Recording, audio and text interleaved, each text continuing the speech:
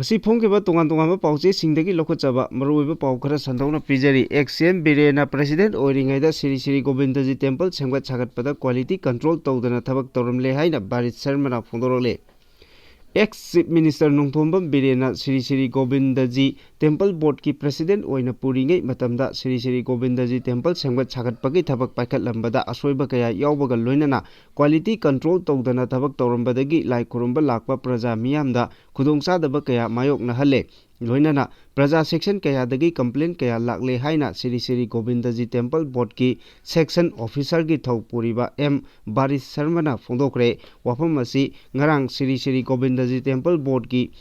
Office the Pangthokiba Paugi Mifam Amada Barisna Fondokibani Mahana Makatana Haikibada Manipur ki Chief Minister Oiramba Miyoi Asina Siri Govindaji Temple Board ki President Su Oirambana Siri Govindaji Temple Asibu Keystone Koba Construction Company Amada Sangwat Sagat Pagi Tabak Taholam Ki Hiramasi ki Matangda Siri Govindaji Temple Board ki Miyoi Amata Tana Ramdana Matamdugi Board ki President Oina Thaupu Kiba ex-CM na Angam Athoni Haiduna Power Sizinaraga Keystone Construction Company da Sangwat Sagat Pagi Tabak Pahan Ki Masina Maram Oiduna Sangwat Sagat Pagi Tabak Pakat Pa Matamda Quality Control Todana Thika gi Mawongda Tabak Tawrambadagi Hauzik Asweba Kaya Yaure Haiki Mahana Makatana Haikibada Siri Govindaji Temple Board ki President Oiramba ex Chief Minister na Churachan Maharaj ki Matamdagi Govindaji Temple Board Asida Layramdaba Anoba Gate Ani Sajilamba Asina Lai Kuramba Lakwa Miyamda Chathokrasin Tobada Nuaitaba Kaya Mayok na Halle Nong Tarakpa Matamda Laikom Nainang Thoktuna Lanbi Chapa Yadre Haina Makatana Fondoki Makatarakpada Kuki Singna Cycle the Pangthokiba separate day ki Thoramda Sijinakiba Nongmai Police na Fagatpa Hokre Me Ahumda Kangpokpi District ki Manung Chanba Cycle da Committee on Tribal Unity Ko tu gi miyeng makada pangthokiba separate day ki Thoramda camouflage uniform set pa miscreant singna single barrel nongmai sizinaduna gun salute pi kiba sing Phagatnaba police na koiti thiba hokre haidi ngarang ki Thoram aduda Mapung waina sinkiba local leader amadi mari leinaba singdasu police ki maikei dagi somon thaduna police station da laknaba khanghankre haidi police ki pawasina makata na hai cycle da pangthokiba separate day gi thorom aduga mari leinana FIR ama lokale police ki kambuna tijinbagi thabak chathabada thorom aduda gun salute pi bada chenakiba single barrel nongoi manga amadi camouflage uniform khara phagale makata nasu chenaba music phagataba thi bahumbagi thabak kanna chathari haidi Katarkwa Yamna Nuaitaba Pawamada Katina Tinbadagi Sire Ngarang Ayuk Imphal City Police Station ki Manung Chanba Pongna Bazar gi Friends Talkies Cinema Hall Manakta Leiba Galida Nupi Ama Mangaksamda Miyoi Amana Katina Thilambadagi Gyantadana Taraga Lairambadagi Manak Lairamba Miyoi Singna Auto da Thangatuna Hospital da Pukhatuna Laikanana ba Honabada Laikanaba Ngamdana Laikidre Hairi Thaudo Aduga Mari Lenana Police na Senary Bumi Adu Fagat Kre Loinana case ama register Toduna Tijinba Hokre Thaudo Adu Kanana Karigi Damakta Chatharamano Amadi Senary Bumi Amadi Laikidraba victim Adugi Masak Mamingdi Hauzik Power Press na Phangba Ngamdri Makatarakpa maru eba pau amada New Delhi na Pakistan ki water supply da apan piba natraga military strike jatharaklabadi nuclear weapon phawba sizinagani haina Pakistan na India da warning torakli Mamang tha April 12 da Kashmir gi Pahalgram da terrorist attack chathaduna miyoi 16 hatkiba thodok adugi matung tarakpada India gi maikei dagi karigumba Pakistan da military attack chatharaklaba amasung New Delhi gi maikei dagi Pakistan water supply da apan piraklabadi nuclear weapon yauna chapchana thengnagani haina Russia da leiriba Pakistan gi ambassador Muhammad Khalid Jamali na phongdokre Pakistan gi top deployment asina makata na haikibada India gi maikei dagi Pakistan territory da military strike chathana ba honai haibagi intelligence reporting phangba lei hariba strike asi matam amada hekta chatharakpa yai adubu India gi maikei dagi Pakistan da military strike chatharakpa tarabadi conventional amadi nuclear weapon yauna angamba sakti chapchana thengnagani Jammu Kashmir gi Pahalgram terrorist attack adu Pakistan ga mari amata lainade terrorist attack adu ga mari lainana India gi maikei dagi Indus Water Treaty lising chamapon humpu gi agreement India na suspend tawkiba adu war gi mawongni maram aduna Pakistan gi ising supply da apan mapirak labadi madugi chap chaba pakum pigani haiki Pakistan gi top deployment asina nahongna na India da warning tawrakiba asi handakka ikui kuidana Pakistan gi defense minister Khawaz Asif na Geo News da pikiba interview amada karigumba India gi maikei Pakistan gi ising supply da apanba pirakpa amadi Indus Water Treaty adu thugaiduna Indus River da infrastructure sing sagalakpa tarabadi strike tawragani haina phongdokiba adugi ikan kanadana ni maraksida Pakistan gi military sing na Pakistan amadi India lebak ani gi marakta nauna lan tholakpa yaba phibam ama lairiba asiga mari lainana ngarang thangja numita Abdul Safir tu Sarfe missile test launch tawkhre hariba missile asi kilometer 150 chana kapa ngambata natana conventional amadi nuclear pilot sing puba ngami hari nakalamoromda India gi maikei dagi lalgi thorang ama oina Russia na saba Igla S missile Indian Army da supply tawkhre hariba short range air defense system asi Indian Army gi oina air defense protection gi yamna maru oiriba saruk amani hariba Igla S air defense missile asi haukiba numit kharanigi mamangda Russia da thunglakibani amadi front line da leiriba India Army da supply tawwa hokre Indian Army da hanadagi haunasu Pakistan na akiba pirakliba kaya asi yenglaga indigenous integrated drone detection yauna jam killer drone yauna ahenba kulai kaya pithakre hairi Makatarpa Pauda gun salute Pirubagi police na FIR Lokat Kare Kangpopi district ki cycle da pangthokiba ethnic violence sahi ani farak pagi thoram camouflage dress setuna gun salute piduna pangthokpagi mayokta police na FIR ama Lokat pagal loina na mafam maduda makatana thiumbagi thabak chathakbada single barrel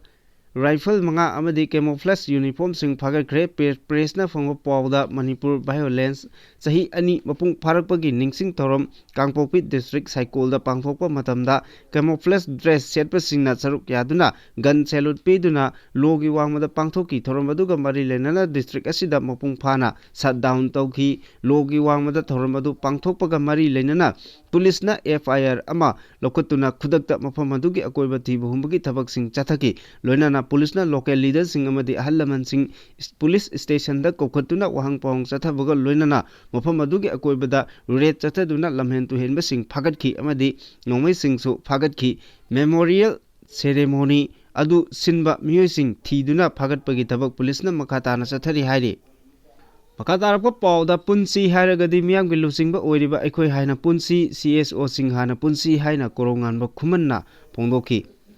Ing Kumja Lisingani Kulumdoi Me Ahumdagi Haurakiba Maitei Amadi Kuki Anigi Wathok Asi Sahi Ani Mapung Parakpagi Thoram Asi Mapam Kodingda Pangtokpa Uzei Arambai Tengol Su Lei Khara Kacharaga CSO Singna Thorang Asiga Mari Lainana Pangtok Liba Mapam Kodingda Saruk Yanaba Arambai Tengol Gi Thomi Sing Thazei Haina Arambai Tengol Gi Lusing Purel Korongan Bana Pongdoki Wapom asi kokomina sinduna mi lak ama henmana saruk yaduna Kumalampak Sports Complex ta pangthokiba miyamgi oiba aduda wangangkiba oina wa phongdokibani mahakna makhatana phongdokibada khajiktang nungaijade punsi haragadi miyamgi lusingba oiriba aikoi hana punsi CSO sing hana punsi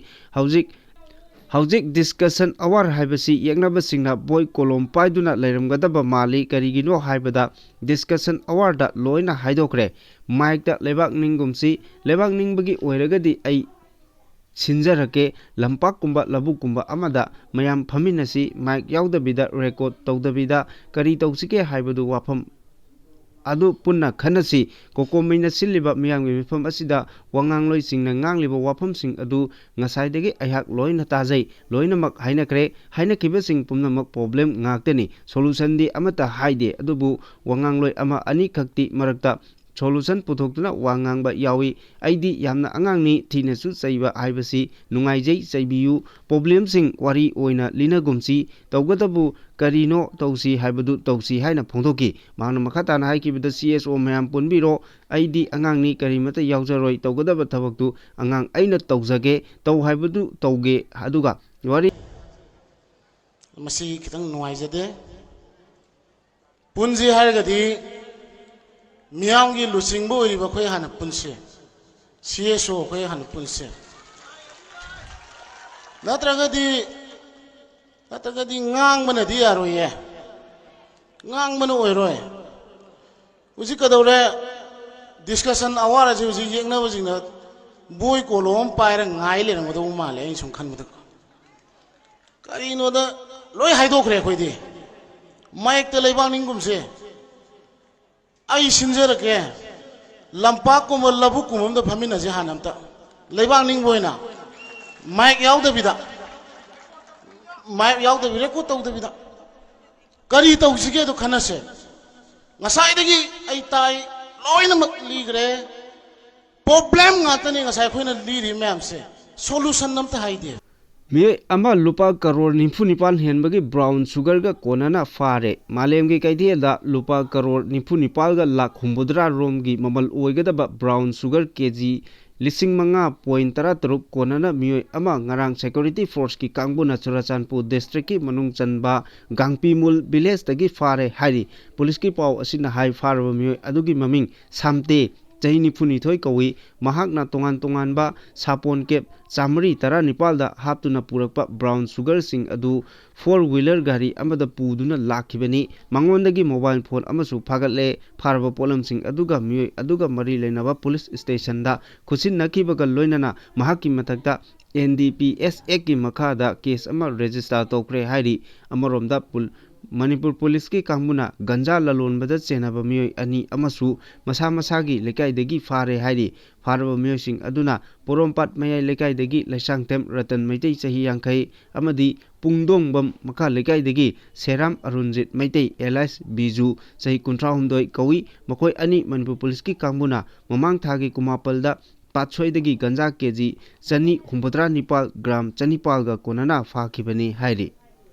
Irang asi Maitai Purupna Matam Chana Mikap Tholam Labadi, Pibamsi Yoramdaba Yai Haira Arun Kumarna Fongdorakli, Hausi Toliba Irang asi Maitai Purupna Matam Chana Mikap Tholam Labadi, Pibamasi Yoramdaba Yai Haina, Wangkai Kendragi MLA TH Arun Kumarna, Ngarang Nongpo Inkholda Laiba Ibudo, Puri Lombagi, Harawa Amadi Community Hall Ama, Nongna Semjinduna Miamda Kuchina Bagi Thoramda Fongdokre, Nongpo Inkhol.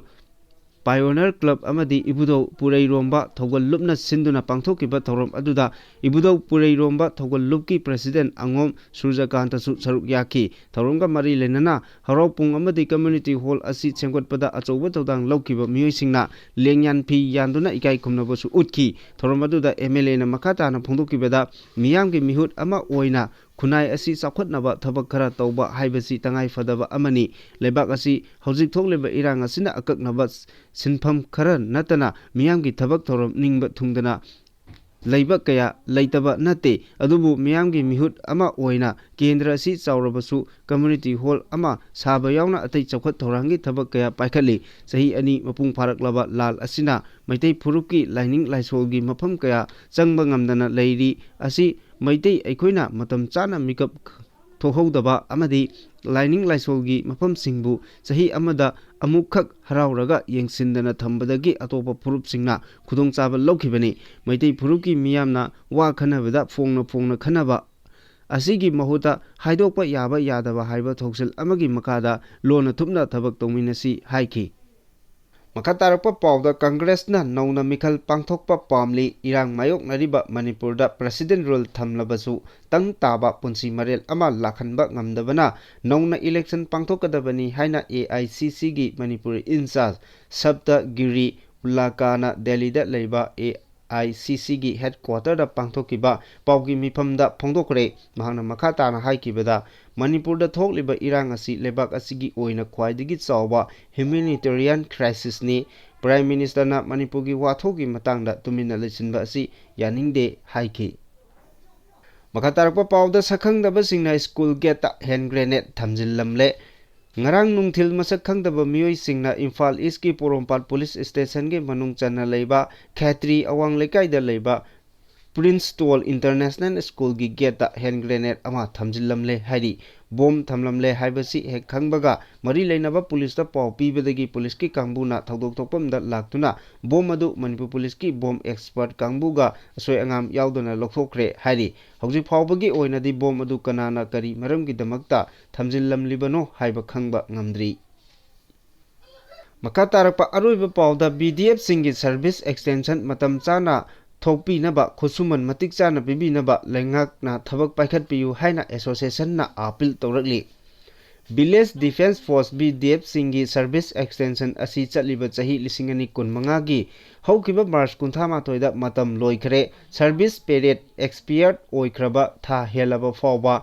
extension order thokpi dabana BDF sing matam chana thagi honorarium phangloidabagi pibam amada laire haina All Manipur BDF Employees Welfare Association ki General Secretary Organization ki thokpuriba MD Siruzdin na press ta thokpa chirolamana hairi chirosina makatan hai hiramasi gi matangda association ki mihut singna secretariat ki mari leina ba officer sing unaduna matam chana extension order thokpi na ba haijabada makoina su extension order athubada thokna ba honari haina association da thajaba pirakiba laikre adubu association na lenga ki mafamda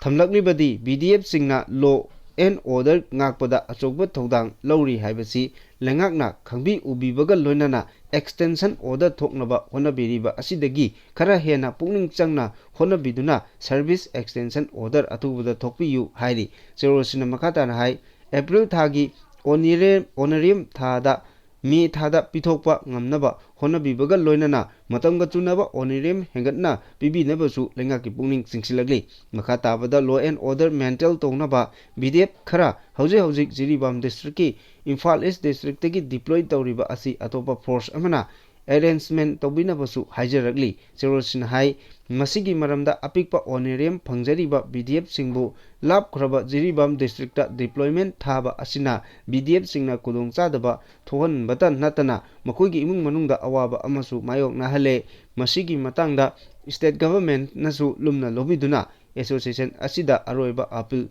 tawrakli